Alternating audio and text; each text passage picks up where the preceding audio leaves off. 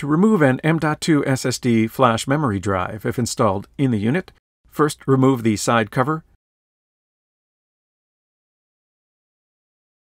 the optical drive, the front bezel,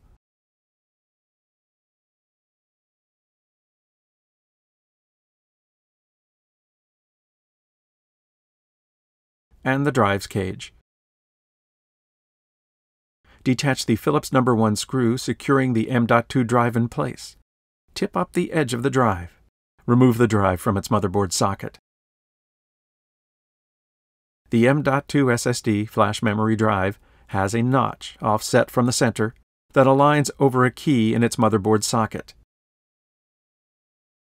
To replace the M.2 drive, angle the board into its motherboard socket at a 30-degree angle and press down. Hold it down while replacing the Phillips No. 1 screw.